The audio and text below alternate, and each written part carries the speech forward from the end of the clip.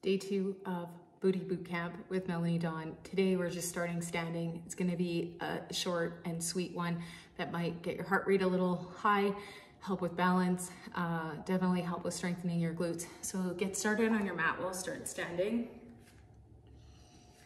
You can stand hip width distance apart. Forget about what you look like. Tap into what you feel like. I want you to feel grounded, all four corners of your feet connected, and a powerful stance of palms forward, elbows slightly tucked in, drawing the heart up and shoulder blades down and back.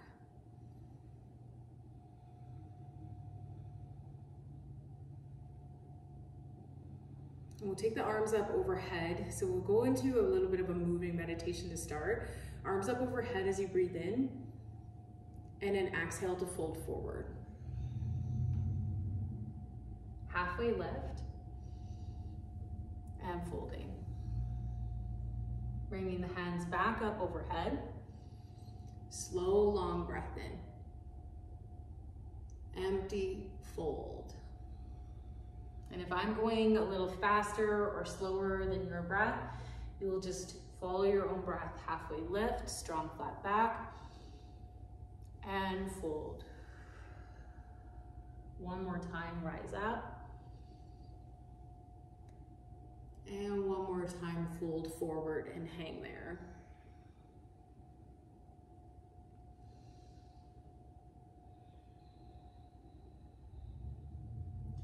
This time as you come up, you might want to bring your feet a little closer together, but this time as you come up, big toe might even want to touch here. You're going to sink your hips back and draw your arms forward. So the hips are sinking back, heart is lifted, shoulder blades firmly to the spine, slight press of the heart forward, but not so much that it is causing a dip through your low back. And then sit back even deeper, weight is into the heels, but toes are still lightly able to tap. And pulsing for 10, 9, 8, 7, 6, 5, 4, 3, 2, 1, fold forward.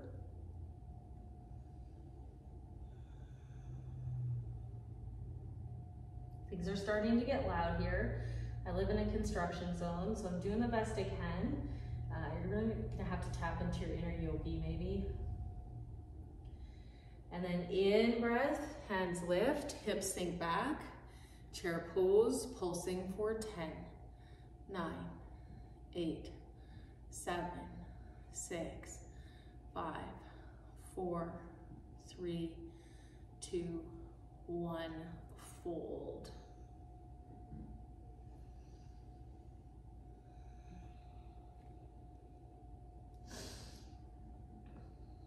Last one, lift, hands up, hips back, 10, 9, 8, 7, 6, 5, 4, 3, 2, 1, hold. Hands can come into heart center here.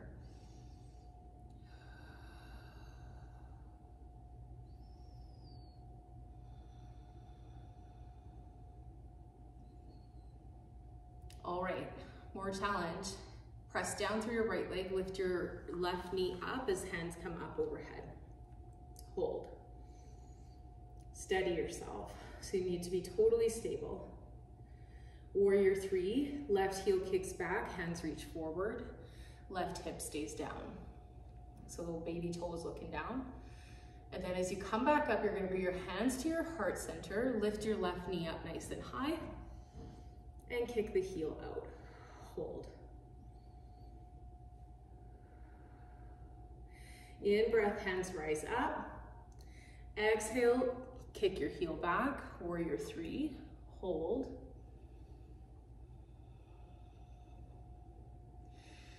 As you rise, hands through heart center, left knee comes up, right glute is so firm to the body, left heel kicks forward, hold.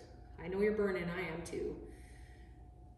Warrior 3, hands up, heel back. Last one. Thumbs to heart center, left knee up, heel goes forward, hold.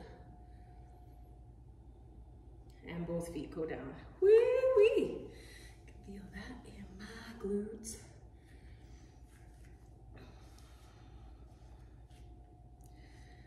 All right, so right knee comes up, hand goes up. Right heel back, hands forward, warrior three.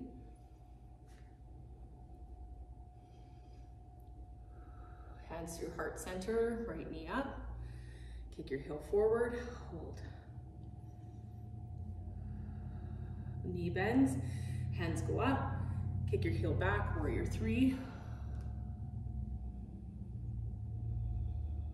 Hands through heart center, right knee up, right heel forward, hold. Last warrior three, kick back, strong, steady. If you find your balance is off, you are so in your head, find your breath. And standing, head to knee, kick your heel forward, hold, and relax. Let's take a wide-legged forward fold from here. So hands will take place at the hips, big toes slightly in or angled forward, depending on where you're at with your back. You could even do some hip circles here just to, oh man, really got my heart rate going there. Hip circles to release any tension through the hips, and then hinge forward from the hips. Walk your hands down to the floor, maybe even back through your body. Weight shifts into the front of the foot, heel becomes super light. This is one of my favorite postures, slight inversion, so good for us. And finding your breath here while you're slightly inverted.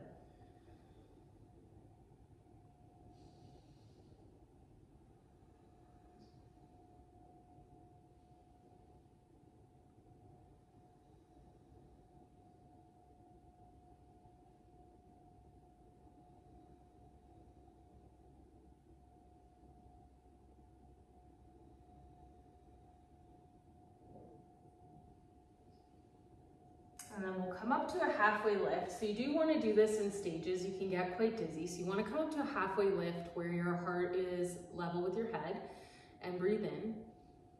And then empty fold. And we'll do 2 more of those, halfway lift. And fold. Last one, breath in. And fold. So this one might not be for everybody, but you'll angle your right toes just slightly out and away from midline and start to sink into the right knee and roll the left toes up. So heel down, left toes up, and you can stay there, hands down on the ground, or bring them into your heart center. You should maybe feel a good stretch through the adductor. And then I like to get as soft as possible there so the stretch can happen, but I still have a really flexed foot.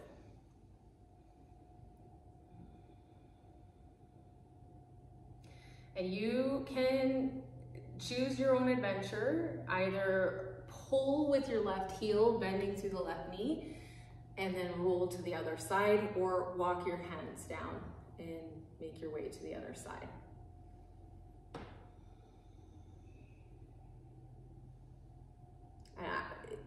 Options, walking back over to the right, walking back over to the left, or using more leg strength to pull you and balance, obs,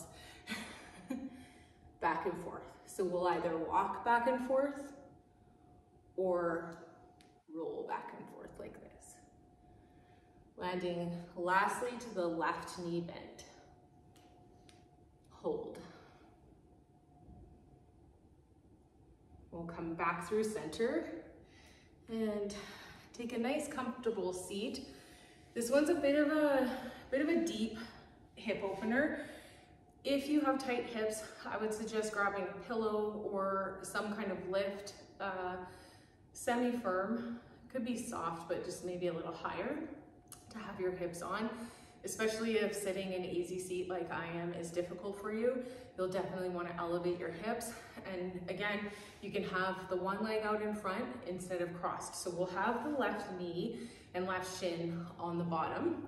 You'll take your right ankle and cross it over top of left thigh. From here, you can see I have a pretty good gap between my right knee and my left ankle. It doesn't bother me, but if it bothers you, you want to support that with a block. And we're not going to be here for too long, but definitely if you're in a yin practice, you want to support that more so that it's not just hanging in space. Some people will absolutely kill this posture, and others it will kill you. I'm the other. So look like me or look like you, but ideally you want to have both ankle and knee in relation to each other, somewhat touching, or at least making their way to each other. And if this doesn't work for you, right foot could come out in front. You just maybe lean into that a little bit more. It's really hard to cue for every single body because we're so different. But each cue relatively applies to each person. So thinking about pulling up and in from the abdomen, so you aren't relying on just this outer superficial external strength. Always want to be pulling up and in, and then hinging. So your back's protected. Those are cues that you'll hear me say often. And just listening, always listening to your body.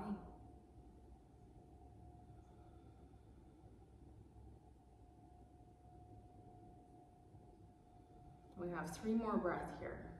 Start to soften, like if you could even see the femur in the hip socket, just starting to relax into its position.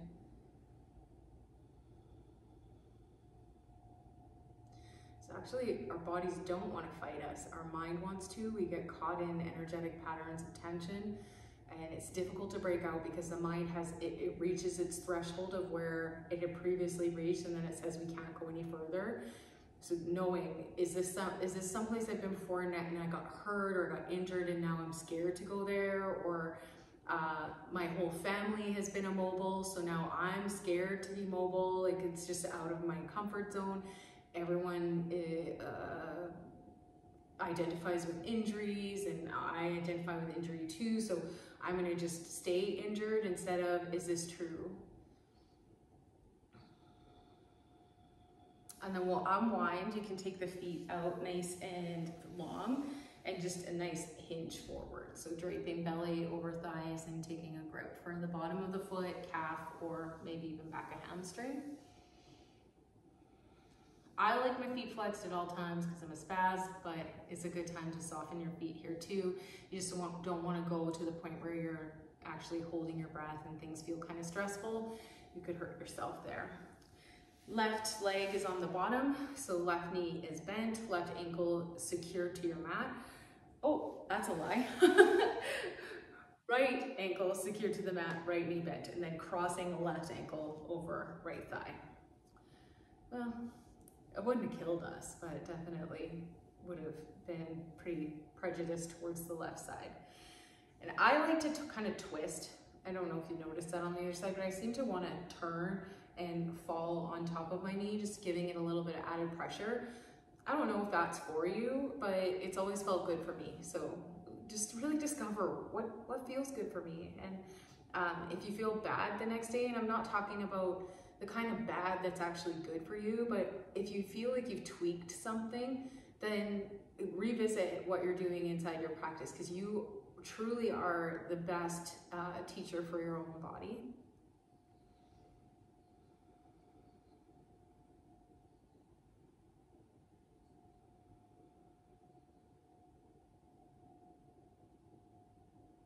We have about 5, 6, 7 more breaths here. I keep thinking about, as I'm doing the booty, I'm going to Bali for the first time ever. We're bringing a group of gals with us. There is still space if you want to deepen your practice or want to start a practice. I actually went on a yoga retreat in February with a gal who's been doing yoga almost every single day since. who had never done much yoga before. And it's so beautiful to see how like immersing yourself into a committed practice for that many days can actually change quite a bit for you. Set aside all the other magic that we'll be doing. There's a blessing and a waterfall, and I think the things I'm looking most forward to is like the just sacredness of being there. Last breath here. And then legs will come out again, and your hips might be going, ah. At this point, my hips and my knees are saying something to me, but it's saying we don't do this enough. It's not saying don't do this ever again. So don't mistake those signals, but do be listening. Like, is this ooh, I need to visit this one more, or maybe this one's not for me, because some won't be for you. Or me, for that matter.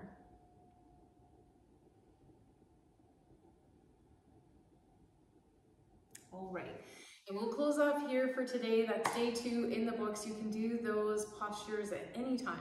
Honest to God, walk through your kitchen doing those. You can do them in front of the mirror and watch how your hip is actually doing in a Warrior 3. It is good and solid to check in.